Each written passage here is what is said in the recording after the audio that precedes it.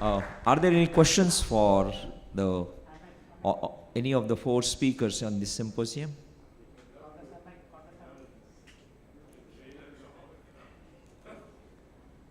So just before we wind up, Sunil, just one simple question. When we framed this talk, actually, we meant to ask you about joint replacement as well. So would you just add a comment on a replacement arthroplasty? As in using a prosthetic kind of a joint? Yes. Good luck with anybody who wants to try it. So the message is loud and clear. I think one of the, if you go to any seminar and you have people who are talking about surgeries they never do, I think a very large proportion of that is going to be people who either invented or thought that they could get away with putting some kind of an implant in the CMC joint. That joint is simply too complicated.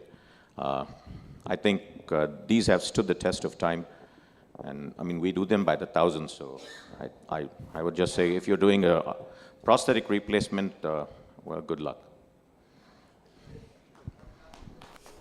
Thank you. Thank you for putting things in perspective. Thank you. Any other questions? Sir, I think to the panelists, we have tried LRTI and arthrodesis. I am so much in favor of arthrodesis for the long-term satisfaction. Are there any studies which compare arthrodesis with any of these methods over a 10-year period or a 15-year period? And how do they score? Are there any studies to which compare arthrodesis with any of the method of arthroplasties? Well, I mean, there is only one of my partners who does arthrodesis in everybody. Very interestingly, till about 10 years ago, he used to do a trapeziectomy without anything else in everybody. That's Dr. Wolf. I mean, you were his fellow, you know it. So I've asked him why he switched from just trapeziectomy to arthrodesis in everybody, and he said, well, I don't know, it works. So I don't really think there's an honest answer to that. It's difficult to compare, but you can't do that in my series or most of our series because we are selecting them differently.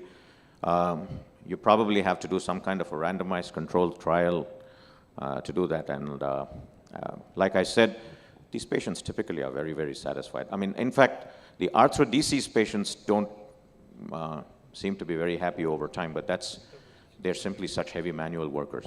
So I don't know. Sir, excuse me. Just to comment, you know, we did that study on comparing arthroplasty and arthrodesis. Ryan Calfee is the first author, and it was a cohort study. And unfortunately, and I was an advocate of arthrodesis in select patients prior to that study, but our arthroplasty patients did better long-term, and actually we had more complications. I agree with the point that our non-unions were higher when we didn't bone graft. So bone grafting is important if you're going to elect an arthrodesis. But we could not confirm the point that it should be done more frequently in laborers, young patients, and males, that which was my bias. And so right now we're looking for better methods, and so we still recommend arthroplasty at this point. One last question for the day, mic number 4. Yes, sir. How are the movements after CMC arthrodesis? Like, are they compromised in comparison to the arthroplasty? There's no functional compromise.